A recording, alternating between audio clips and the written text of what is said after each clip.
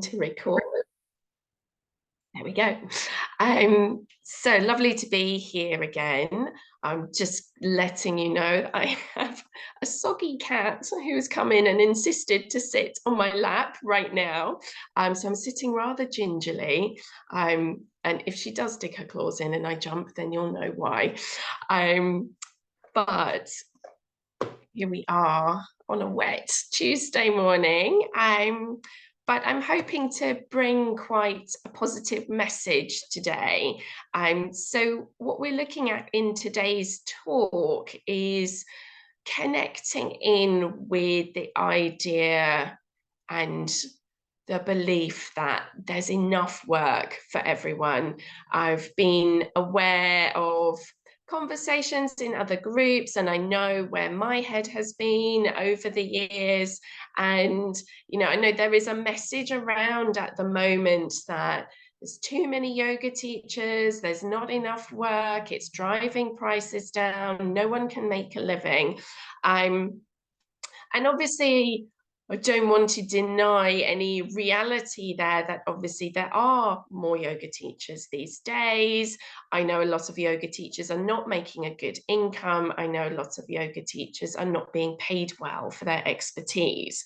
And those are other issues to address, maybe at other times, around pricing and being valued. But I think as individuals, if we are in that scarcity mindset, if you're sitting there really believing there's not enough work for me, this is never going to work, like that kind of energy is going to guarantee that you're not going to succeed in the way that you want to. Because if that belief is there, then we'll tend to make that be true. And any little thing that confirms our belief is just going to make it bigger.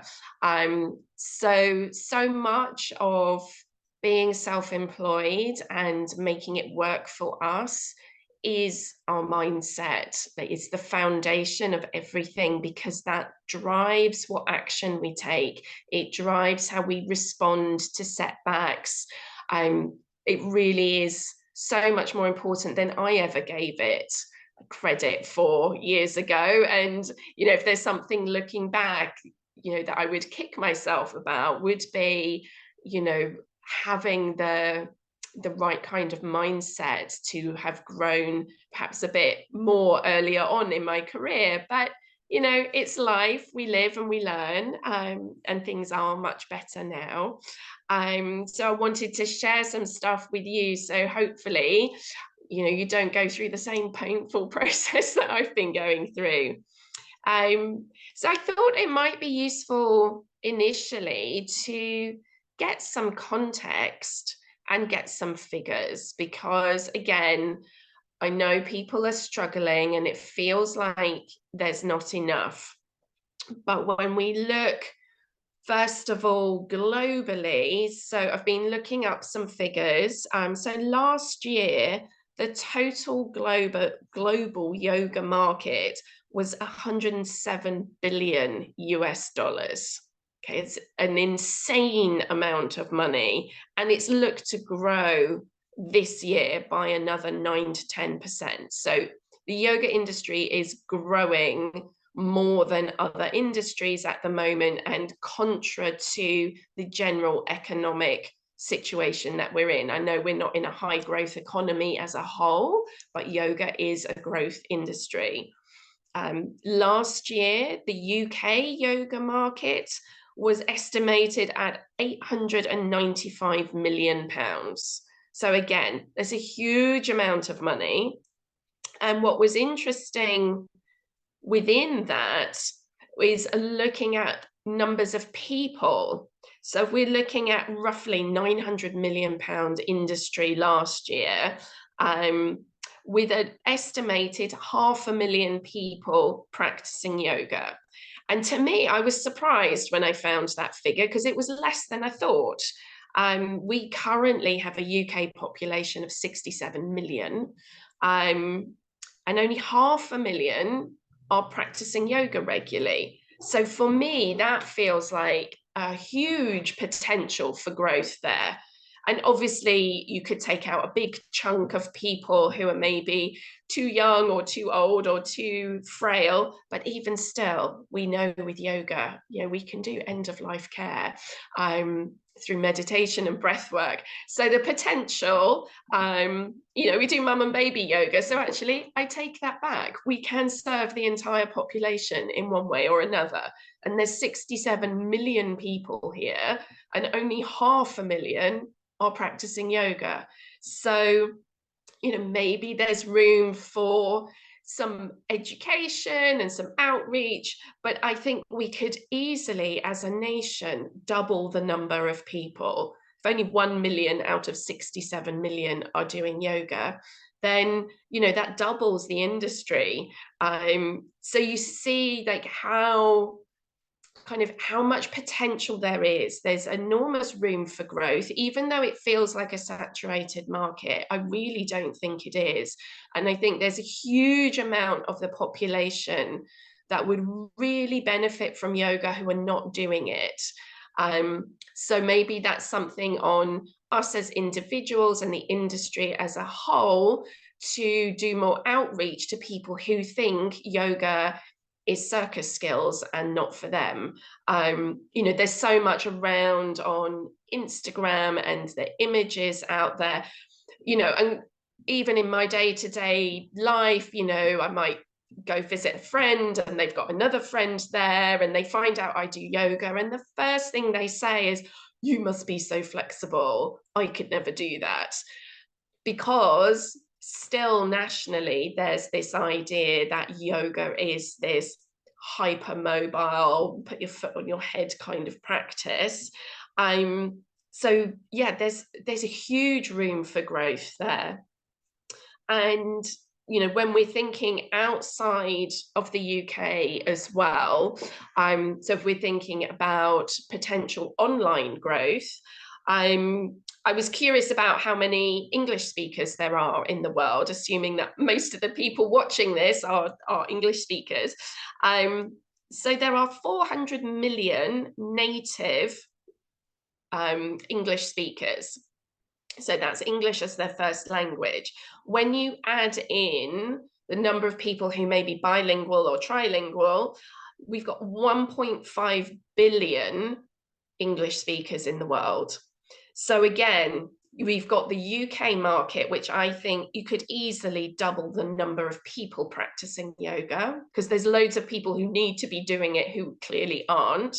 And then if you're wanting to offer things online, well, people can be anywhere in the world.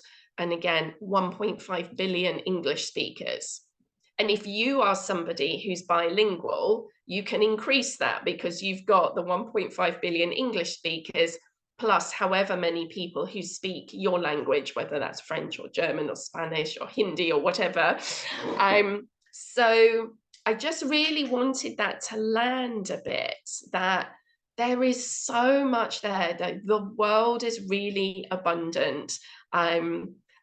Obviously, there are huge inequalities. There are many people globally living in poverty, and that's not okay. But the world as a whole is swimming in money. There is so much wealth in the world. There are so many people. And, as individual practitioners, what is it that you need to thrive? It's like a teeny tiny grain of sand of that. Like, we're not, I'm assuming we're not trying to take over the world with an enormous empire. I would imagine most people watching this just want to make a decent living practicing yoga, which they love. And so that's not a huge ask. It's not impossible when you look at what's available out there. Why not you? Why not? Why not? Why is it not possible to have enough? I think there really is. There's enough there. There's enough work for everybody. again, it's only 500,000 people practicing yoga. I don't think that's that high. And even yoga teachers need to go to classes. I think we all should still, go to classes and workshops and things for our own practice, because when we're teaching, we're not doing our own practicing, we're teaching other people. So there's definitely enough. And so moving on from that, what's really helped me is to think about getting really specific on your numbers.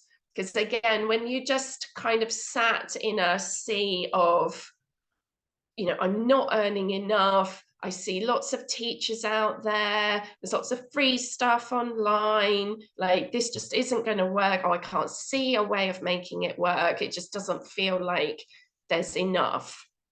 I think get really specific about your numbers, because I think what's also very powerful, we think about affirmations, but I think we can make affirmations around our business and being really specific about our income and what we need. And whether you fully buy into affirmations or not, I do think there's something about the energy that we put out, we draw in, but also this repeated affirmation on a very psychological level keeps something fresh in your mind. It keeps you focused on that. It means the action that you take is going to be in line with that. So it gives you a direction and a focus. So I would really invite you, perhaps after this, to spend a little bit of time and know your numbers, because this is going to help you. So looking overall, what is it that you need to earn to be comfortable? Maybe just start with that. Of course, it would be lovely to be millionaire and think of all the amazing ways we could change the world if we had that much disposable income. But I imagine that's going to be too big a leap. So just thinking initially, what is it you need to have a standard of living that's comfortable for you? So we're not being greedy, we're not trying to take over the world, we're not trying to hoard loads of money, just want a decent standard of living. It's not unreasonable. So have an idea of what that is for you, and that will be different for everybody depending on your circumstances. And then break that down into what you're offering. So look at the classes that you run and break it down so that what does that mean per week, for example? What do you need to turn over per week to get your comfortable income? And then working out, well, how many students is that? And we can have a whole other talk around pricing, because that will make a difference as well. But for example, for me, when I was looking at my target for this year, so my financial year is more in line with the kind of April to April financial year. So my company accounts finish at the end of this month. So I've been looking at what is my target for the year, and I've only got 3 weeks left. And I realized I was just a little bit under what I wanted. And I thought, oh, okay, let's look at what's booked in already. So that's income I have. What's the shortfall? Okay, how many people per week is that? And just had this very clear thing of, okay, I need 2 private bookings in the rest of this month, and that will make the difference. And then that feels like a very manageable thing. So rather than sort of having a feeling of, oh, how do I get all these strangers to come to my class? How do I, get the income I need? It's a little bit vague and unfocused. But when you get really clear, okay, so to get the income I want, I need, this many people in my class, I need these many one-to-one clients. So that can be a short-term way to look at it. And then that can feel manageable. Like if it tips the difference of, if I could get 2 more people regularly coming to my class, and that, when you add that up every week, over a month, over a year, maybe that tips you into the difference between struggling and just getting by to, oh, there's a bit of breathing space.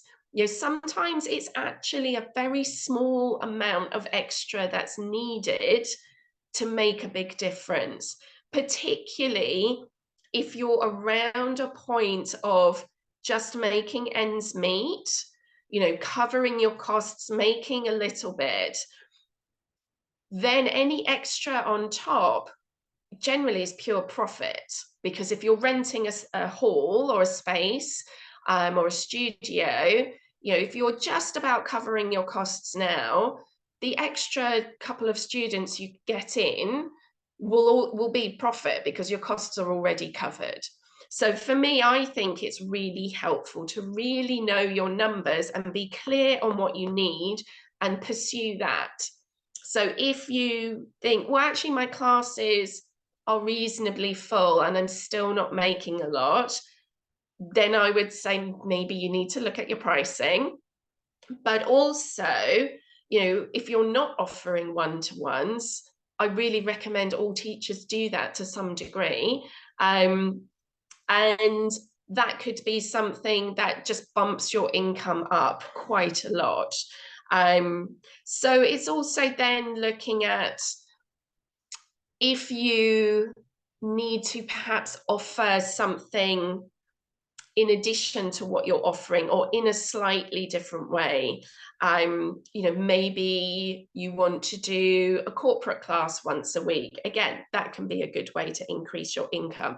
And there are businesses with money. They can well afford to pay for one yoga class a week for their staff. So again, it's this thing, there's always more money. There are people with money out there. And if you want to serve a community that doesn't have a lot of money, well, then there are organizations that do, who could fund that. So it might be being a little bit creative.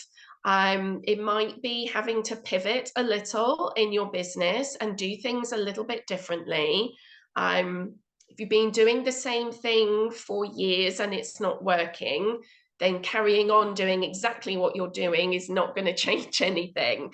And it doesn't mean that you have to ditch your entire business and start from scratch. Sometimes just small changes make a difference. But behind all of that is the mindset.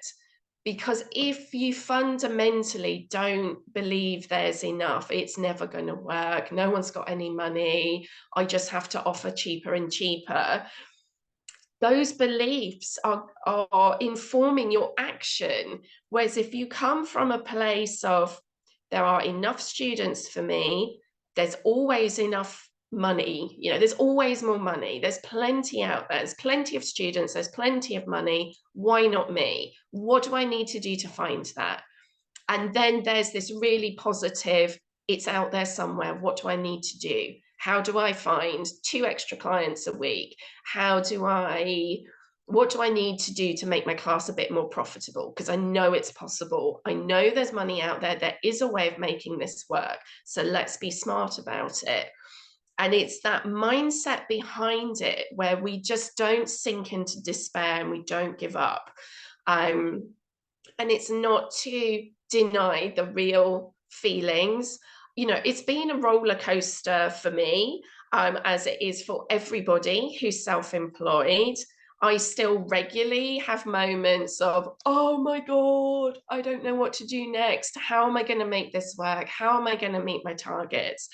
It's normal that we have those thoughts and feelings, but we need to have those affirmations, and those figures that really can bring us back from that. That when we hit those moments of panic and anxiety, or however it shows up for you, or it might just be sort of that heavy, depressed, despondent feeling of, oh, we need to have something to counter that, and to know that these are just our blocks. These are just, you know, or maybe our growth points that we run into. And so what do we need to do to get out of that? So, you know, whatever affirmation works for you, that's resonant, that is something around, you know, there is enough out there for me. You know, why not me? You know, you're not asking for the world. You're not asking for, you know, 100 million.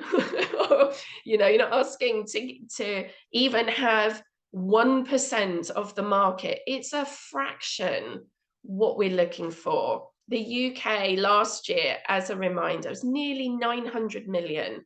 And I think that could double, because I don't think we have come anywhere near close to tapping the market that's available in terms of people who need to be practicing yoga.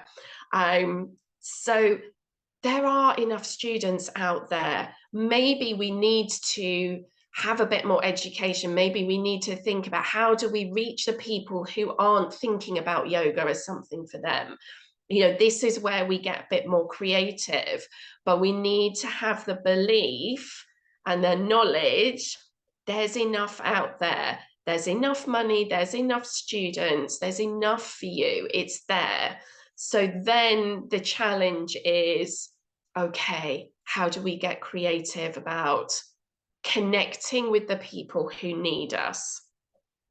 And I think for the closing section is, yeah, you have your affirmations, know your numbers, because when you break it down to a manageable number, that just takes all the weight off. It's being really clear about what you need.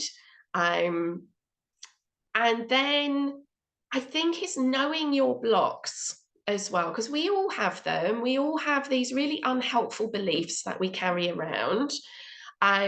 So some of them, which I've been addressing, can be in the community. I think, you know, the money mindset generally of the health and well-being sector is not very healthy. I think there's all kinds of blocks in there about whether it's ethical to earn money, what we should be charging, whether it's okay to be well off in the wellness industry. So there's lots of things around there.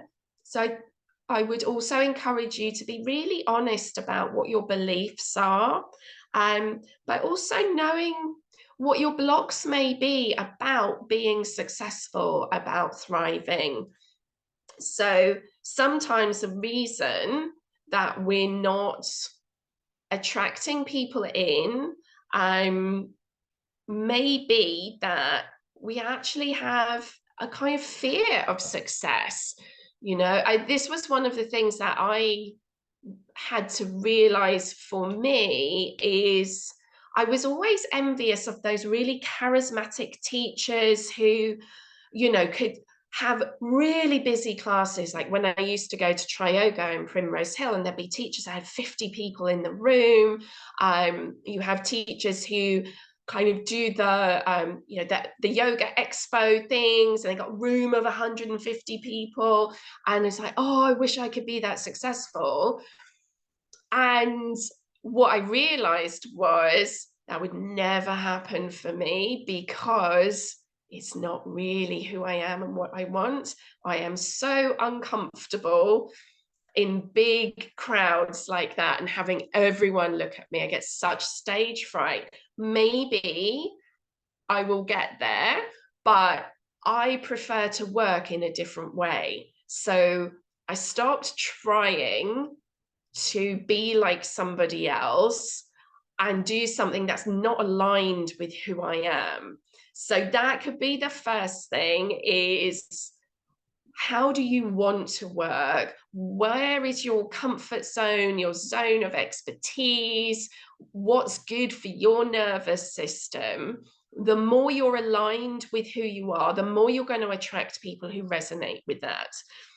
So that's a really important thing to say as well, is when we're really aligned with ourselves, we will draw in the students who resonate with who we are. And that's another reason why there are enough students for you, because the right people for you are not going to be the right people for this, the other yoga teacher in your town. So even if you're in a smallish town and there are several yoga teachers, you're not competing for the same people. The more you're aligned with who you are and you teach a style of yoga that's true to you and you work in a way that's true to you, your message will be unique and it will be different to the other teachers. And there will be some people who look at your offering and go, doesn't speak to me. And that's great, because there will equally be people who look at what you offer and go, oh, someone who gets it. Yes, that's for me. And again, when you know your numbers, if you just need 12 people in your class, that feels very doable. It's, you're not asking your entire, 500,000 people in your town to love your yoga and come to your class. You don't need that. You only need 10, 20 people. So be true to who you are, and not trying to be too generic. And don't be scared to be yourself. So sometimes, we have blocks of, oh, but people won't, if I'm that visible, if I put myself out there, what if people don't like me? What if people think what I offer is not good enough, or they'll find out that I'm not that flexible and so I'm not really a good yoga teacher, or whatever. These deep fears and beliefs that we have, they will stop you succeeding in the way that you want to succeed. So this is another thing that we need to look at is, are we sabotaging in some way? So, and sometimes our beliefs about ourselves are just going to stop us being successful. And then maybe what happens is we say, oh, but the yoga industry doesn't work. And so that's why I'm not succeeding in the way that I want to. And we kind of use that as an excuse to not face our fears and challenge those blocks that we have. And I know that's something that I did for a long time early in my career as a reflexologist and a yoga teacher. I was like, it's just really hard to make a living. Nobody really makes much money at this. I can't expect very much. And that stopped me growing and seeking out ways to be successful. And it stopped me challenging my fear of putting myself out there and being seen, and being judged by people who don't know me. I mean, it's scary. You put yourself out on a website and you go, hi, this is me. This is who I am. Come work with me. And of course, we want people to like us. And, it's difficult to get comfortable with the idea that we're not for everybody and some people are not going to like what we do, and to not take that personally. So looking at some of these things that might be our blocks, our inner beliefs that we're just not good enough. So let's not market too hard, because people might find out we're not good enough.